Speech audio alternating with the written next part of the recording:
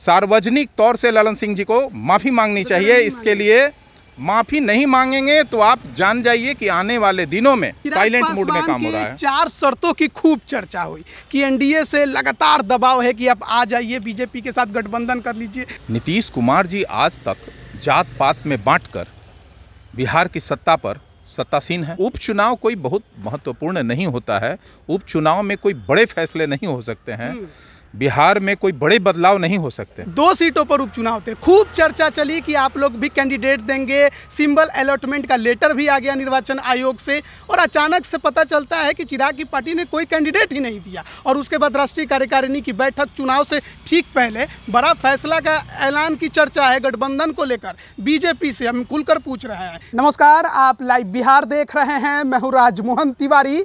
बिहार में अभी 2 सीटों पर उपचुनाव के बिगुल बजे हुए हैं।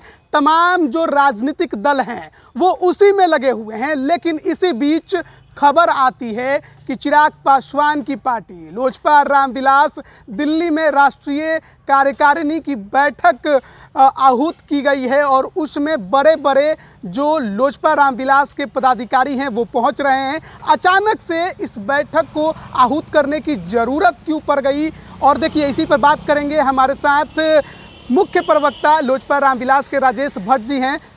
अचानक से राष्ट्रीय कार्यकारिणी की बैठक आप लोगों की बुला ली गई, बहुत जगह चर्चा है कि अब फैसला हो ही जाएगा। राष्ट्रीय कार्यकारिणी की बैठक जो है एक रूटीन वर्क है। पार्टी कई महत्वपूर्ण निर्णय पे विचार करती है। राष्ट्रीय कार्यकारिणी के सभी सदस्य जहां उपस्थित होंगे, कई राष्ट्रीय मुद्दों पे फैसले लिए जाएंगे, लिए जाने की संभावना है, और ये पार्टी का रूटीन जो है बैठक है। मैं समझता हूं कि इसमें तमाम पार्टी के सभी राष्ट्रीय पदाधिकारी शामिल होंगे। बिहार से भी पार्टी के हमारे आदरणीय राष्ट्रीय प्रदेश अध्यक्ष राजू तिवारी जी जो हैं, उनके नेतृत्व में पार्टी के प्रदेश उपाध्यक्ष और सभी प्रकोष्ठों के अध्यक्ष और मुख्य प्रवक्ता यहाँ से राष्ट्रीय कार्यकारिणी में शामिल होंगे। और राष्ट्रीय कार्यकारिणी किसी भी दल का बहुत महत्वपूर्ण बैठक होता है। राष्ट्रीय कार्यकारिणी की अध्यक्षता आदरणीय राष्ट्रीय अध्यक्ष श्री चिराग पासवान जी करेंगे, और यह बैठक कई मायनों में महत्वपूर्ण तो होगा ही। कई मायनों में महत्वपूर्ण तो होगा ही, लेकिन देखिए 2 सीटों पर उपचुनाव थे, खूब चर्चा चली कि आप लोग भी कैंडिडेट देंगे, सिंबल अलॉटमेंट का लेटर भी आ गया निर्वाचन आयोग से, और अचानक से पता चलता है कि चिराग की पार्टी ने कोई कैंडिडेट ही नहीं दिया। और उसके बाद राष्ट्रीय कार्यकारिणी की बैठक चुनाव से ठीक पहले बड़ा फैसला का ऐलान की चर्चा है गठबंधन को लेकर। बीजेपी से हम खुलकर पूछ रहे हैं, क्या ऐसा कोई निर्णय हो सकता है? देखिए, पार्टी अपनी संरचनात्मक ढांचे को मजबूत करने में लगी हुई है। हमारे पार्टी के राष्ट्रीय अध्यक्ष और प्रदेश अध्यक्ष दोनों के नेतृत्व में बिहार कहीं ना कहीं कई मायनों में मजबूत हुआ है। वो संगठन के दृष्टिकोण में देखें, कई नए पदाधिकारियों का जो है हमारे पार्टी में अभी मिलन समारोह भी था, तो कई ऐसे चेहरे हमारे पार्टी में आए हैं। और लगातार पार्टी को और कैसे मजबूत बनाया जाए, जब पार्टी का लक्ष्य बहुत बड़ा है। बिना चुनाव लड़े कोई पार्टी मजबूत होती है? नहीं, देखिए, चुनाव इलेक्ट्रल पॉलिटिक्स का एक पार्ट जरूर है। किसी भी पॉलिटिकल पार्टी का उद्देश्य है कि चुनाव लड़ना, जीतना किसी भी दल के लिए। लेकिन उपचुनाव कोई बहुत महत्वपूर्ण नहीं होता है, उपचुनाव में कोई बड़े फैसले नहीं हो सकते हैं, बिहार में कोई बड़े बदलाव नहीं हो सकते हैं। हम लोगों का एक बड़ा लक्ष्य है पार्टी का, और पार्टी हमेशा चाहती है कि एक बड़े लक्ष्य की ओर, अब संगठनात्मक विस्तार को लेकर, चाहे कहें संरचनात्मक मजबूती को लेकर, हमारा लक्ष्य वो है कि 2024 और 25 ये उपचुनाव 1-2 सीटों से कोई बड़ा फैसला नहीं हो सकता, और बिहार में कोई परिवर्तन नहीं हो सकता है। जैसा कि हमारे पार्टी के राष्ट्रीय अध्यक्ष आदरणीय श्री चिराग पासवान जी बिहार को बेहाली से बाहर करना चाहते हैं, बदहाली से बाहर करना चाहते हैं। जो भ्रष्टाचार में आकंठ डूबी हुई है बिहार की सरकार, मौजूदा सरकार, आपका कहना है कि कोई बड़ा परिवर्तन नहीं हो सकता इस उपचुनाव से। लेकिन देखिए, बिहार में सत्ता का परिवर्तन हुआ है, ये तो देख रहे हैं आप। तो सत्ता परिवर्तन के बाद ये पहला चुनाव है, तो ऐसे में क्या आपको नहीं लगता था कि जो लोग भ्रष्टाचार से डूबे हुए हैं, जिनको आप लोग जंगल राज कहते हैं, उनको जवाब देने के लिए चुनाव में उतरे, और नहीं भी उतरे तो जो जवाब दे रहा है उसके साथ जाए?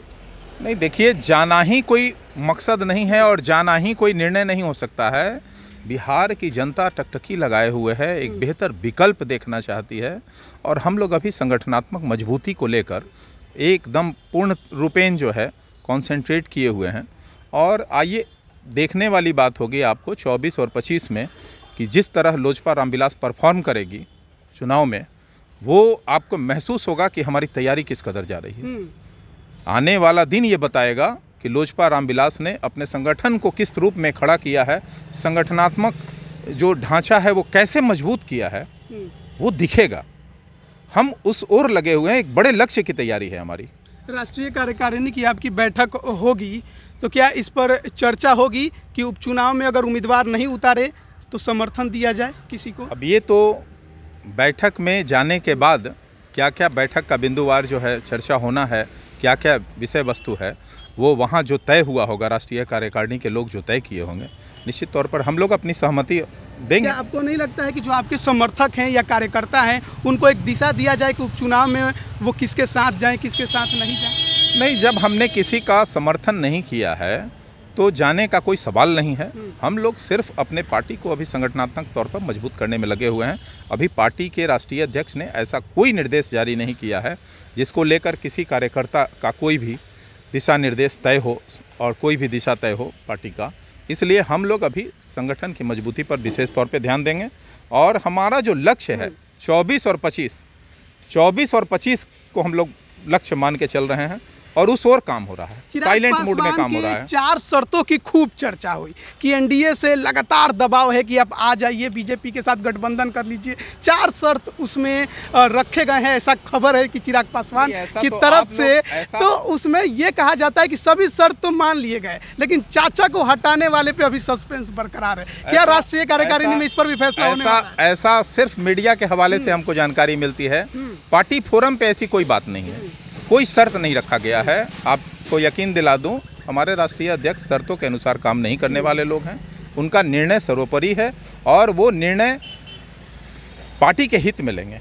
इसलिए कोई कंडीशन और कोई शर्त, ये सब शर्त जो आती है हमारे सामने वो आप लोगों के तरफ से आती है। आज तक कोई पार्टी फोरम में पार्टी के अंदर खाने में कहीं ऐसी कोई बात नहीं है, मैं आपको यकीन दिला दूं। चलिए आखिरी सवाल ले लेते हैं। राष्ट्रीय कार्यकारिणी की बैठक में क्या कुछ फैसला होगा वो तो कल या परसों पता चल जाएगा। जेडीयू के राष्ट्रीय अध्यक्ष हैं ललन सिंह जी, उन्होंने प्रधानमंत्री को कहा है कि ये डुप्लीकेट ओबीसी हैं, डुप्लीकेट अति पिछड़ा है, ये है नहीं, अपने को बनाए हुए हैं। इस प्रतिक्रिया को आप लोग कैसे देखते हैं? नहीं, वो तो देखिए, ये कह के ललन सिंह ने, मैं समझता हूं कि ओबीसी के प्रति उस पार्टी का क्या दृष्टिकोण है, इसको उन्होंने उजागर कर दिया है। नीतीश कुमार जी आज तक जात पात में बांटकर बिहार की सत्ता पर सत्तासीन है और विकास का क्या आलम है वो तो देख रहे हैं। यहाँ डेंगू का भी इलाज संभव नहीं है, इससे बड़ी और क्या बात होगी। अब बताइए, किसी प्रधानमंत्री को, प्रधानमंत्री जो है वो गरिमा का पद है, संवैधानिक पद है, प्रधानमंत्री देश का प्रतिनिधि होता है और प्रधानमंत्री के बारे में ढोंगी कहना, डुप्लीकेट कहना तो बेहद दुर्भाग्यपूर्ण है। ये सब संसदीय भाषाओं का कहीं राजनीति में उन्होंने कोई असंसदीय भाषा का इस्तेमाल नहीं किया। ऐसी असंसदीय भाषा बोलकर उन्होंने अपने पार्टी के प्रकृति को स्पष्ट कर दिया है और ओबीसी के बारे में क्या उनका दृष्टिकोण है, पिछड़ा के बारे में, पिछड़ा और अति पिछड़ों का उन्होंने जिस तरह से यह भाषा बोलकर अपमान किया है ललन सिंह, जो बिहार में आने वाले दिनों में अति पिछड़ा और पिछड़ा वर्ग मिलकर उन्हें मुंहतोड़ जवाब देगी। तो कहते हैं गुजरात में अति पिछड़ा है ही नहीं। नहीं, गुजरात में नहीं है अति पिछड़ा और बिहार में अति पिछड़ा है, तो बिहार का अति पिछड़ा तो उनको जवाब देगा ना। सवाल है कि प्रधानमंत्री का अनादर करना और इस रूप में करना, असंसदीय भाषाओं का, काफ़ी बेहद आपत्तिजनक भाषा का प्रयोग करके वो क्या हासिल करना चाहते हैं। सस्ती लोकप्रियता के लिए ऐसी बात कहना कहीं लोकतंत्र में क्या वाजिब है? लोकतंत्र में ऐसे शब्दों का कहीं कोई स्थान मिलता है क्या? मैं समझता हूं कि बेहद दुर्भाग्यपूर्ण है। एक जिम्मेवार पद पे बैठ के पार्टी का जब राष्ट्रीय अध्यक्ष यह बात बोलता हो तो पार्टी क्या दृष्टिकोण रखती है अति पिछड़ा और पिछड़ा वर्ग के साथ, वो आप समझ सकते हैं। उन्होंने अपने पार्टी के दृष्टिकोण को उजागर किया है और यह कहकर तमाम देश के पिछड़ा और अति पिछड़ों का अपमान किया है उन्होंने।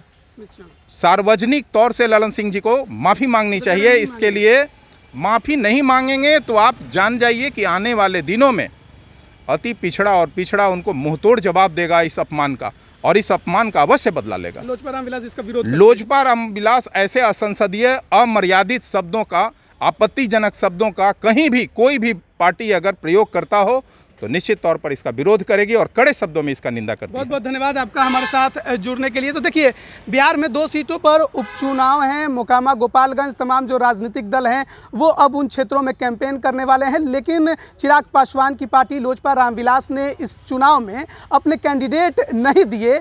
लेकिन कल यानी 17 अक्टूबर को दिल्ली में राष्ट्रीय कार्यकारिणी की बैठक बुलाई है और जिसकी अध्यक्षता चिराग पासवान खुद करेंगे। बड़े निर्णय की आशंका जताई जा रही है। कहा यह जा रहा है कि बड़ा फैसला होने जा रहा है। क्या उपचुनाव से पहले गठबंधन पर फैसला हो जाएगा या कुछ और बड़ी बात निकलकर सामने आएगी? साथ ही साथ ललन सिंह जो कि जेडीयू के राष्ट्रीय अध्यक्ष है, जिन्होंने प्रधानमंत्री नरेंद्र मोदी को पिछड़ा के तौर पर डुप्लीकेट कहा है, उसका भी इन्होंने घोर विरोध किया है। आप बने रहिए लाइव बिहार के साथ। आप सभी का बहुत बहुत धन्यवाद। लाइव बिहार यूट्यूब पर सब्सक्राइब और फेसबुक पर लाइक जरूर करें।